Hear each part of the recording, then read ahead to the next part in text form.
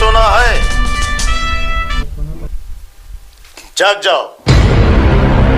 आजच्या महाराष्ट्राची ही आजची परिस्थिती आहे, अतिशय दुर्दैव। याचा निषेध आम्ही करतो आणि पुढच्या वेळेस काय का होईना आम्हाला आत का टाका, पण या सीआयडीला कुलूप लावल्याशिवाय आम्ही काय राहणार नाही। तुम्ही फोटो दाखवले ते नेमकं कोणाचे आहे, कोण आहेत ते फोटो मध्ये? कारण जास्त करून मफलरचाच फोटो आहे आणि बऱ्याच लोकांनी हे मफलर घातलेले आहेत।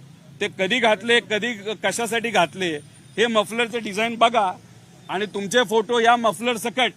फक्त तुम्ही कुणीतरी पांढरे कपडे घातलेत, कुणीतरी काळे कपडे घातलेले आहेत, तुम्ही कुठल्या विमानाने कुठं आला, सगळ्या गोष्टी आम्हाला माहिती आहे। त्यामुळे आम्हाला जी माहिती पाहिजे, आम्हाला फक्त मत आहे सीबीआयकडे ताबडतोब हा तपास त्या ठिकाणी तुम्ही द्या। कारण का सीआयडीला काय दात राहिलेले नाहीत, दात सगळे काढून घेतलेले आहेत। त्यामुळे आमचं मत आहे सीबीआयला लवकरात लवकर तपास तुम्ही त्या ठिकाणी द्या, जलद गतीने सगळा तपास तिथं झाला पाहिजे आणि लवकरात लवकर कारवाई ही त्या ठिकाणी झालीच पाहिजे। अजून बरीच माहिती आहे, पण ती बरीच माहिती नंतर त्या ठिकाणी आम्ही देऊ।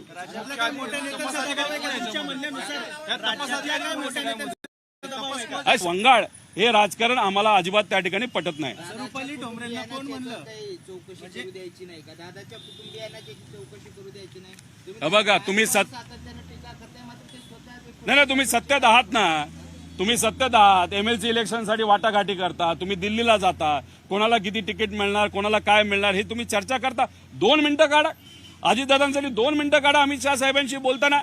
अहो आम्ही एक पत्र दिलं सीएम साहेबांना महाराष्ट्राच्या की अजितदादांचं प्रकरण सीबीआयकडे देण्यात यावं। मग आम्ही महिन्यानंतर परत स्मरणपत्र दिलं अमित शहा साहेब, पण सीएम साहेबांकडनं अजूनपर्यंत कदाचित तुमच्यापर्यंत प्रस्ताव आला नाही तर आला असेल। आमचा महाराष्ट्राचा सीएम साहेबांवर विश्वास आहे, पण मग आलेला प्रस्ताव हा तुम्ही स्वीकारत नाही। मग का स्वीकारत नाही? एक तुमचा मित्रपक्ष म्हणून त्या ठिकाणी आम्ही विचारतो।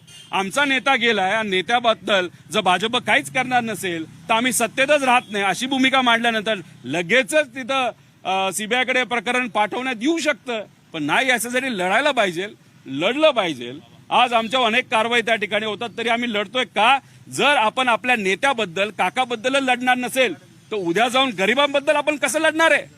आज काकाच्या बाबतीत आपल्या जवळच्या व्यक्तीबद्दल आपण घाबरून घरी बसलो तर उद्या जाऊन गरीब आला एखादा म्हणला मला न्याय द्या, एखादी पीडित महिला आली तर त्या लोकांना न्याय कसं देऊ? अरे आपण घरच्याच लोकांसाठी लढत नसेल तर गरिबासाठी कधी लढणार त्या ठिकाणी? त्यामुळे हा प्रश्न कुठं ना कुठेतरी सत्ताधारीमध्ये असणाऱ्या सर्वच पक्षांना त्या ठिकाणी पडला पाहिजे। पार्थ पवारांचं नाव येतं या सगळ्यामध्ये, जे तुम्ही नावं घेतलेली आहेत आता, इद्रिस नाईकवाडी, अमोल मिटकरी यांना सगळ्यांना बाहेर काढण्यामध्ये पार्थ पवारांचं नाव येते।